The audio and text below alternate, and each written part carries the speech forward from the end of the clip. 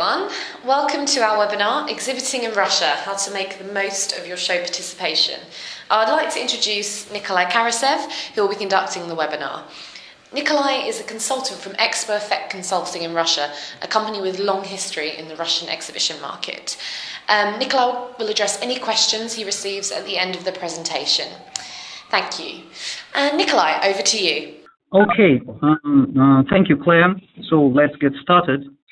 And let me first of all guide you throughout today's program.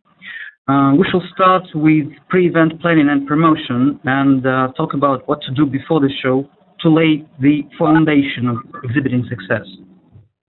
After that, I'll share some tips on how your exhibition stand should look to attract more visitors. Then we'll get more practical and talk about how to present and promote your products at your stand in the most favorable way. After that, we'll dwell on making contact and interacting with attendees. We will see how your staff should look and behave, how to engage attendees, and how to communicate with them. And of course, we'll touch upon cross-cultural issues and things to bear in mind while communicating with Russians. And finally, we'll round it up with what to do after the event is over and talk briefly about post-show follow-up. Please note that we have a chat option, so if you have any questions, you can print them in a chat box. I'm ready to answer. We'll have a questions and answers section at the end of our webinar.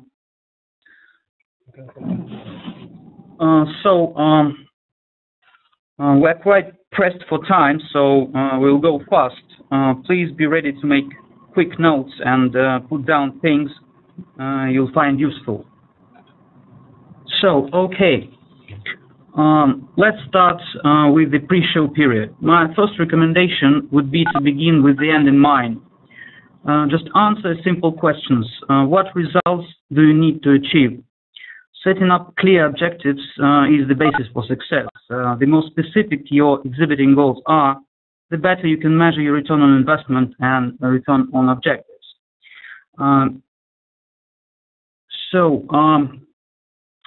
If the show you're attending has a post-show report, make sure you read it to see the visitors' breakdown and identify your key targets. Who would you want to meet on your stand? Distributors, dealers, agents, representatives, retailers, manufacturers, etc. You might be attending the show to support your local partner. Then your exhibiting goals may be to attract more buyers and reinforce customer relationships. Whoever your key targets are, I would advise arranging business meetings with your prospects and partners in advance. To do this, you can take advantage of my MosBuild matchmaking platform. It is absolutely free of charge, so make sure your company profile is completed promptly and in full to give you maximum exposure on MosBuild website.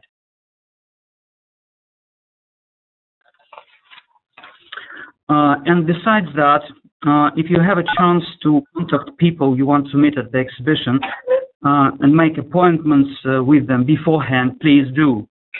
I would suggest arranging meetings in the morning from 10 to 11:30 a.m.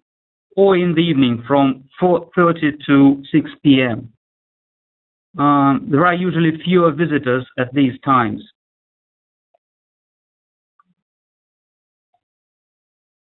So please use all available channels for pre-show marketing, emailing, website, social media, to announce your presence at a trade show. Your everyday email signature may reflect the name, venue, and dates of the event and your booth number. Tell people what you will be doing at the show and why they should take the time to visit you. Stress the benefits. When you send out your pre-show mailing, encourage people to sign up for an appointment in advance. And of course, it's a good idea to put a banner on your website highlighting your presence at the show. Sometimes the event organizers will have these banners already created. For example, MosBuild has a section on their website where you can download the banners free of charge to use when promoting your participation at the exhibition. And you can also run your ads in show preview issues. Well, in general, I would recommend to talk with organizers and learn more about what they can offer to promote your participation prior to the event. Another important recommendation for the pre-show period is to have your promotional material translated into Russian. There are still a lot of people in Russia who prefer printed brochures and leaflets and catalogs over CDs and flashcards.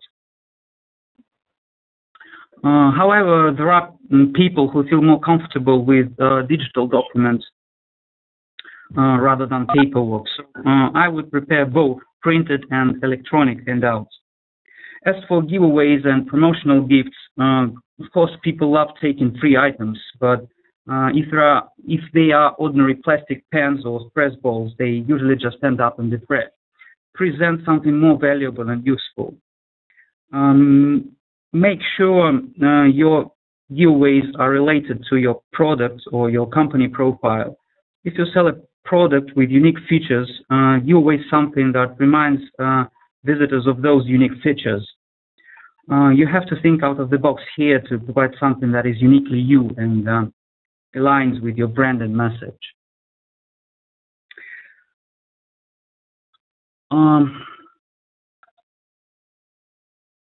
You may want visitors to carry materials collected at the show in your promo bags.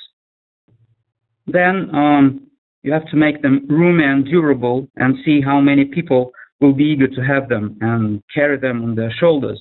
And that's how you turn them into your free promoters at the show and outside the venue as well.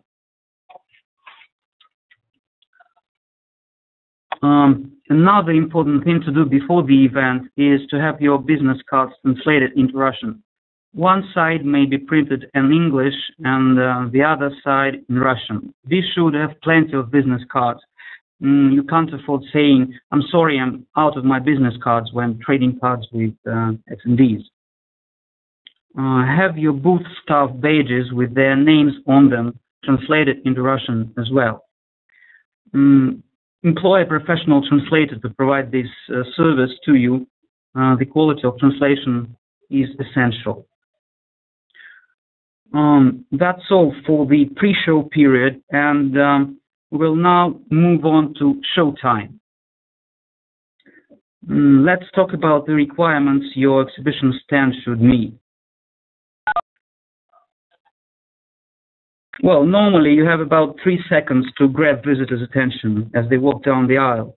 So to make sure your stand is noticed, you can use light, color, and motion.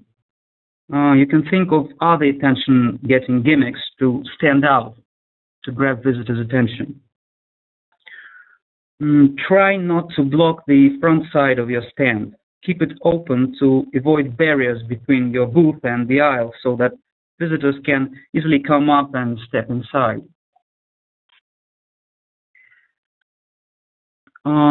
With all due respect, however well you think you're recognized in your own country or in the world, please do not overestimate your brand awareness in Russia. Many people will see you at an exhibition for the first time. So with this in mind, your stand signage should say more than just your brand and company name. For example, Caterpillar has been in this market for decades, but they still find it essential to have descriptive texts on their stand. And they're absolutely right, keeping their stand informative. Make sure your booth design quickly and clearly tells visitors what you are offering and why they will benefit from coming into your booth and partnering with you. And that in Russian. I've already mentioned that, but it's worth repeating how important it is to employ a professional translator to make your signage work.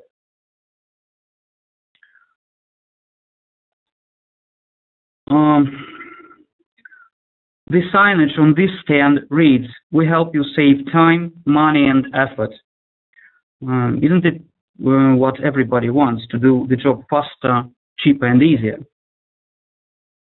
It's a good reason to come up and talk to this company. And of course, the simplest way to attract your target audience is to tell them that you would like to see them on your stand and address them directly. Here are a few patterns in Russian you might find useful. Looking for agents and dealers. In Russian it will sound «Ищем агентов и дилеров». So you can see the Russian variant of this phrase. Distributors are welcome. Приглашаем к сотрудничеству дистрибьюторов. Looking for sales representative in Russia. Ищем торгового представителя в России. Well, if you need some other signage, please ask your translator to do proper translation for you. Anyway, I would advise address your target audience directly and name them with your signage. And of course, take care of the signage in advance. Handwritten signs don't look good and may spoil your image. This one looks more professional. The Russian slogan comes first and then its original version in German. Many visitors take pictures to better remember exhibitors or products they are interested in. So if you put your contact information on your stand, your website address, links to social media pages, QR codes, it will be easier to get in touch with you after the show is over. QR codes are a great way for people to scan quickly with their smartphones and learn more about your company later. They are also useful for people who want to find out more information while your staff are busy talking to others. So put your QR code on a front desk or a wall closer to aisles so that they are easy to scan.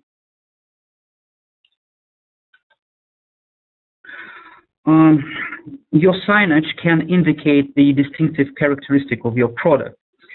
For example, this sign literally reads, affordable foam board. It names the product and implies that it's sold at a reasonable price. Just two easily readable words, as simple as that.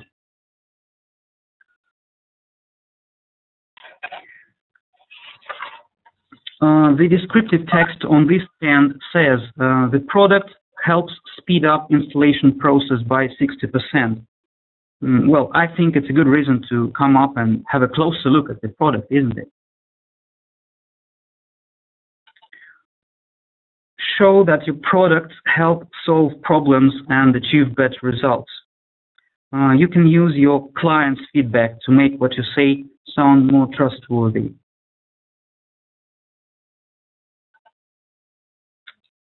Here are a few more sign patterns you can put on your products to attract visitors' attention. Новинка, which means new in English. First time presented in Russia. Впервые в России. And special offer, специальное предложение. These signs always catch the eye, so you can use them.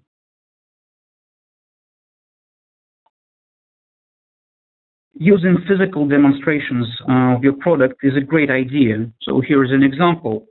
If a few pieces of wood chipboard are put into a glass vessel filled with water and everybody can see that they don't get deformed, people trust what they see better than words they hear or read. So whatever advantage of your product is, water repellence, temperature resistance, durability, try to make it visible.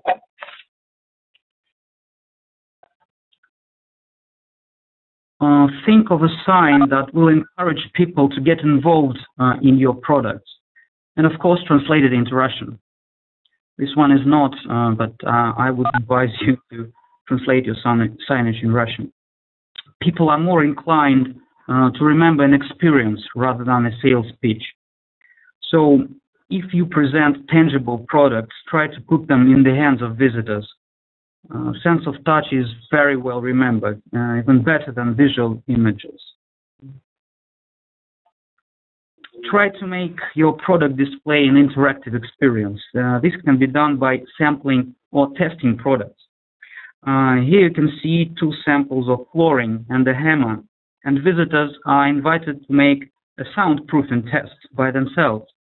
They can pick up a hammer and hit one sample and then the other one to hear them damp the sound, so they can literally hear the quality of flooring. Allowing your stand visitors to interact makes it a much more memorable experience than passively receiving information. If you can't use physical demonstration of your products, try at least to get them visualized by photos, graphic images, or videos. Here is an example. One big poster is better than 10 small ones. And your video can feature your product in action, the manufacturing process, or your accomplished projects. Make it dynamic and use descriptive texts to be sure people easily understand what they see.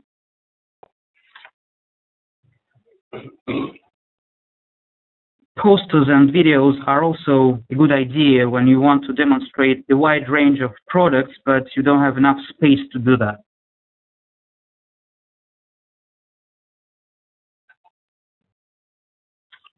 Think of promotional activities you can carry out during the show. For instance, you can hire promo models to hand out your flyers inviting visitors to your booth. Please note that you have to pay a special fee for that. I would recommend to ask your show organizers for detail. You can also ask organizers for more advertising options available on site. So, okay, we're now coming up to the most important part of our webinar. We shall talk about your booth team, the way they should look and behave to engage attendees. As for the booth dress code, standard business dress code is acceptable. Men and women normally wear business suits at exhibitions in Russia. So be sure that everyone manning your booth is friendly, enthusiastic, and informative. Maybe common sense, but it's not so common in practice. We know that people convey more than half of their message non-verbally. That's why it's important to communicate these non-verbal messages to attendees. You're approachable, you'd like them to enter your booth, you're ready to speak to them. A few words about booth etiquette. Your booth team should speak positive body language. It is considered rude to stand cross-armed or with your hands in your pockets. Of course, avoid eating at your exhibition stand. Don't just be sitting around and waiting for someone to come up to your booth. Lazy and indifferent team members chatting with each other, with their backs to the aisle, and empty booths turn visitors away. They may think that if there are no other visitors on your stand, there's nothing interesting there.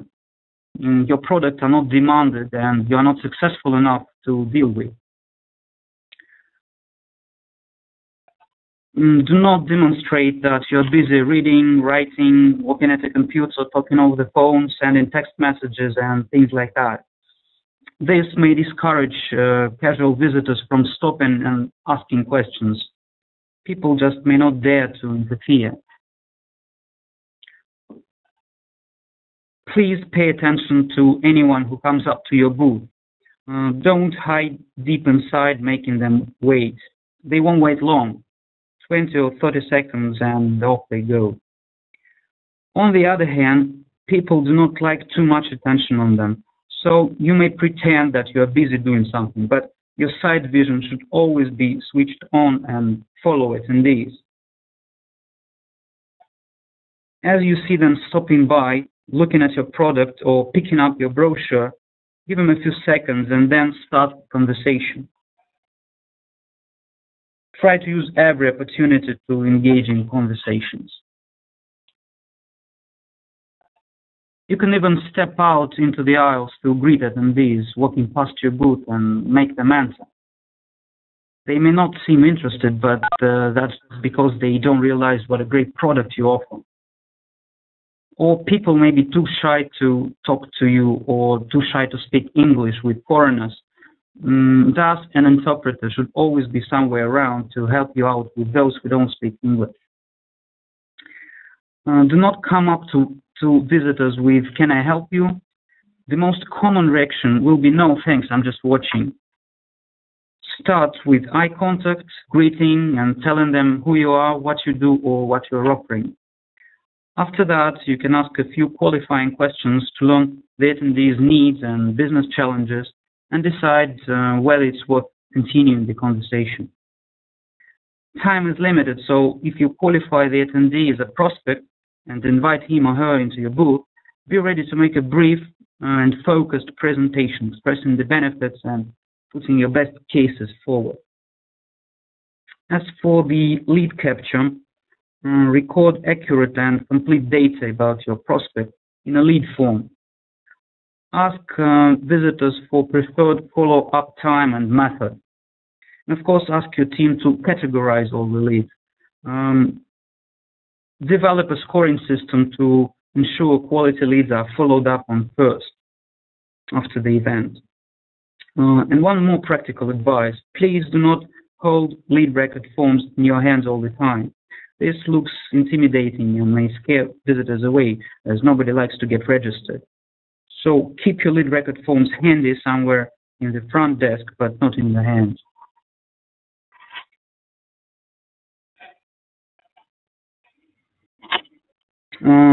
Well, it's common knowledge that cross-cultural competence is a basis for successful communication. So let's talk about things you should be aware of coming to Russia.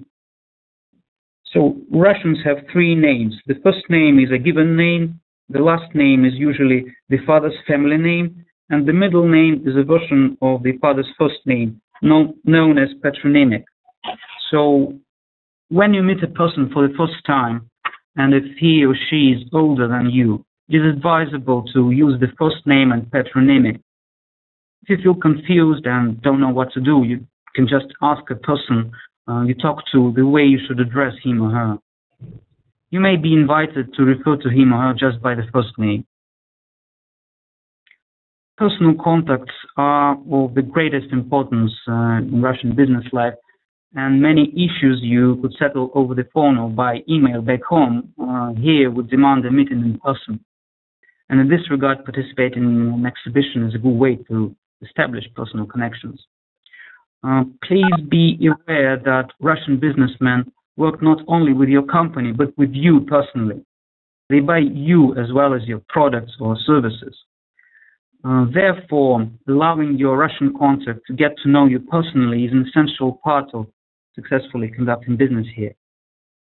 As a person to deal with, you must be seen competent, open, positive, not too pushy, down to earth, getting your idea clear and simple. That may not be your style, but please try and step out of your comfort zone to meet the expectations of your Russian partners. They will respect that. If you are the head of the company, you're expected to know everything and be aware of tiny details.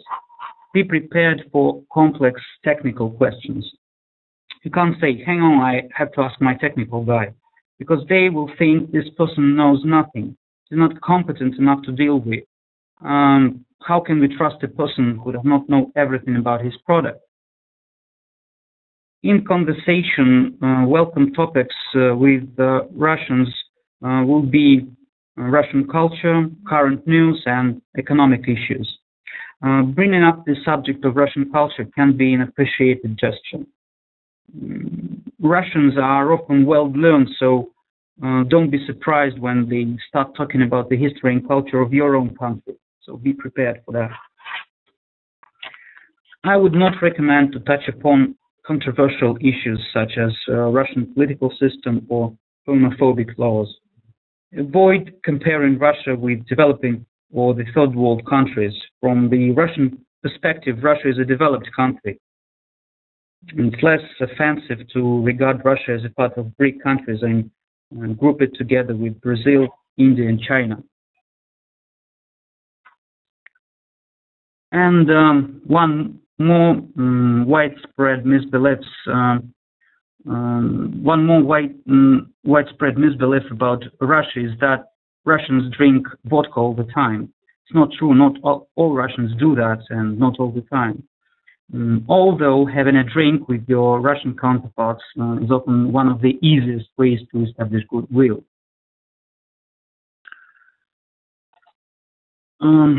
As I've already mentioned, English is not widely spoken or understood in Russia. Therefore, it's essential that you have Russian speakers on your stand at all times.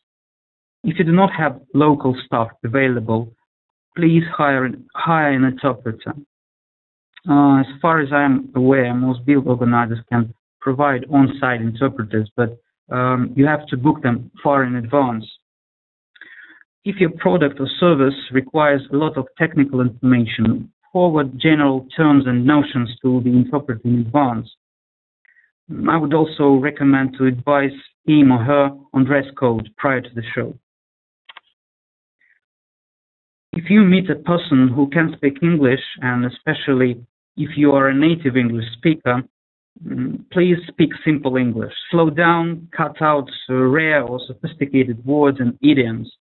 You may use idioms trying to look friendly and informal, but I would recommend more formal style because at least they can understand you. And we all know when people don't understand you, they don't trust you. It would be nice if you learn a couple of words in Russian. Here are a few Russian phrases that might come in handy. I marked the vowels you should put stress on in italics. So here they are. The formal greeting in Russia that can be used any time of the day sounds like "Здравствуйте." Здравствуйте. The Russian for good afternoon will be "Добрый день." Добрый день. If you want to greet a person in a less formal manner, you can say "Привет." Привет. You can also add "Как дела?", which means how are you doing? Как дела? And the answer will be Хорошо, спасибо. I'm okay, thank you. Хорошо, спасибо. If you want to thank somebody, you say спасибо. Спасибо. When somebody thanks you, you should respond with пожалуйста, which means you are welcome. Пожалуйста. To introduce yourself, say Меня зовут, and then comes your name. Меня зовут Николай. That's my name. The Russian for goodbye will be До свидания. До свидания. It literally means see you again.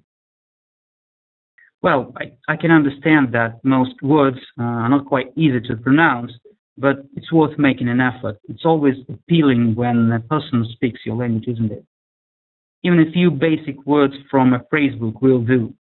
In general, using the Russian language in your stand signage and when talking to people shows that you're respectful to this country and serious about entering this market and doing business here in Russia.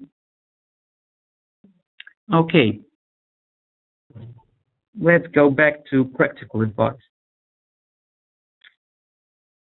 You can find your Russian partners among exhibitors around you, so walk the show to see who is attending. I would do it in the morning or in the evening when exhibitors are less busy engaging attendees.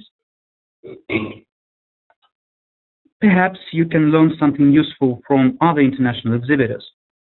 Speaking to various people could reveal insights into the market and industry trends.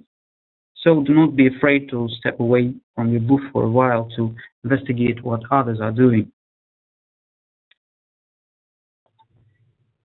Try to choose a hotel located near the exhibition venue to be sure you come on time. The metro system in Moscow is quite complicated, but I still would recommend going by metro. To get to Expo Center, you should take the light blue line. It's called Filovskaya. And go to Vystavочная metro station. It is 100 meters away from the western entrance to the Expo Center fairgrounds. Here you can see it in close up.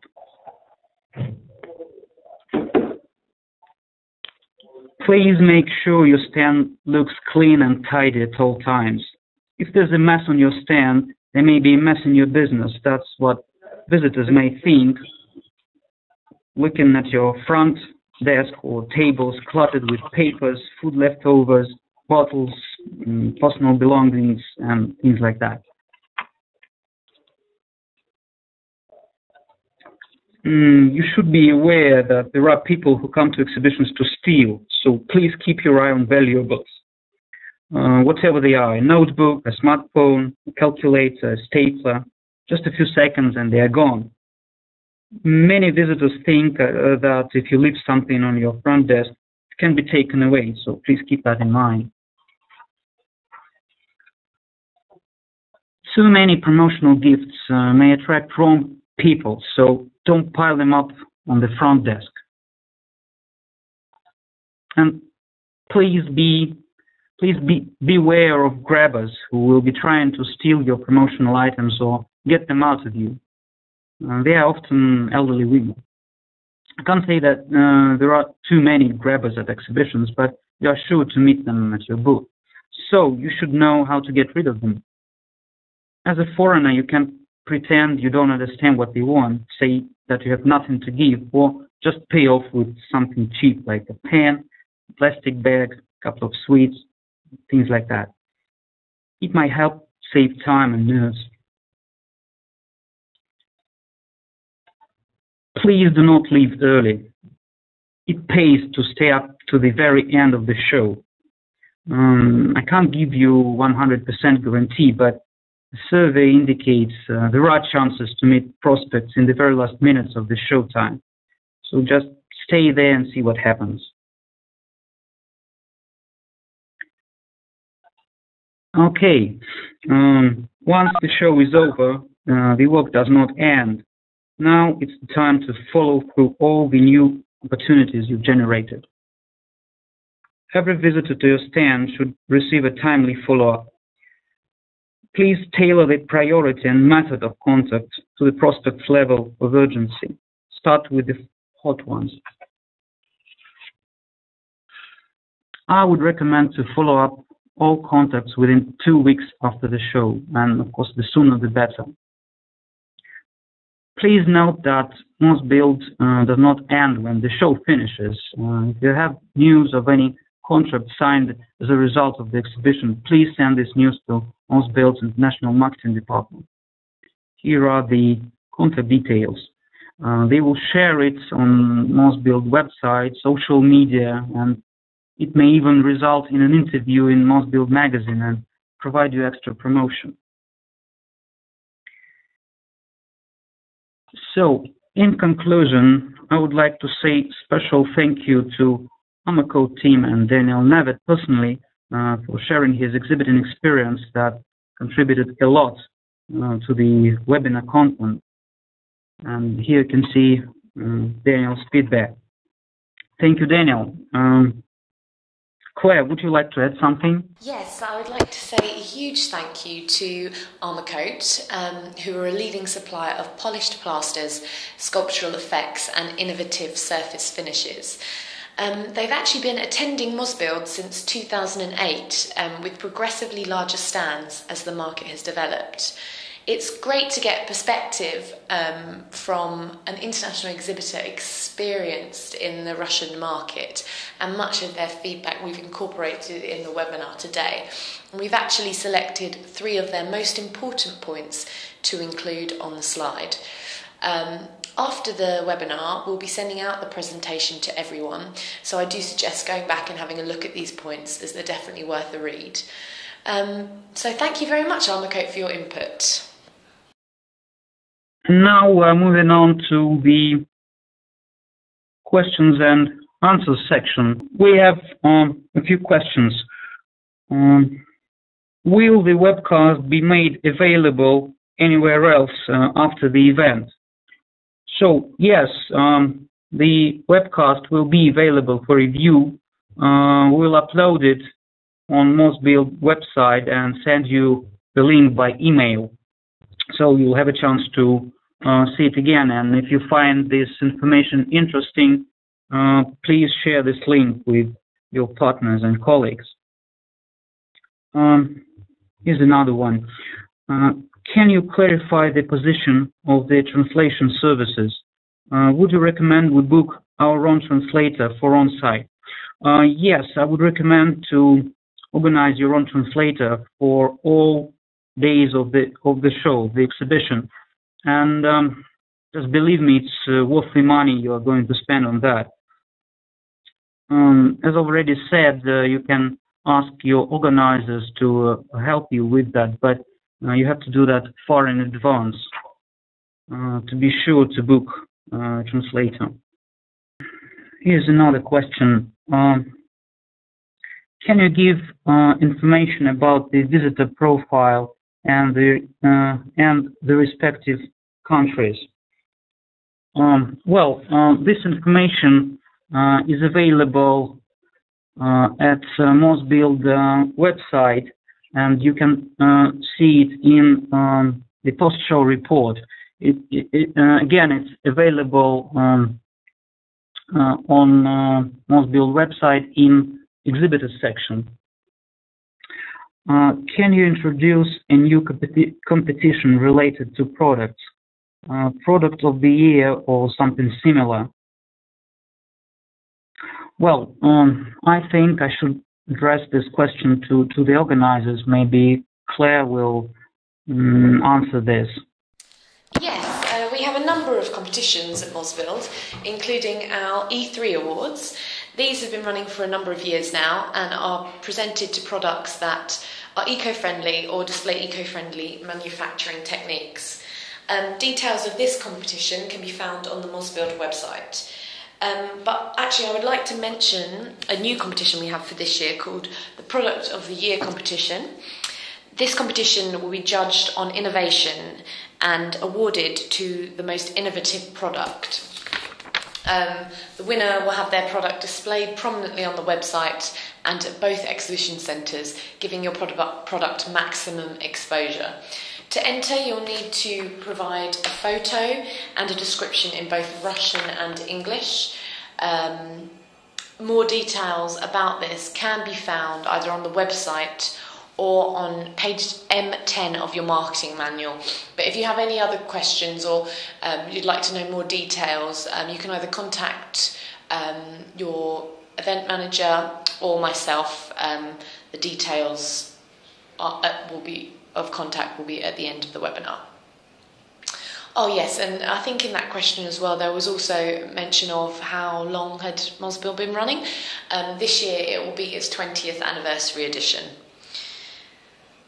Okay, so I think that's all the questions that we have for now. If you think of any other questions after this webinar, please feel free to email us on the details on our contacts page and we'll get back to you as soon as possible. But thank you for attending, and I'd like to say thank you to Nikolai for a very interesting and insightful presentation, and thank you to everyone who's attended. Goodbye. Thanks.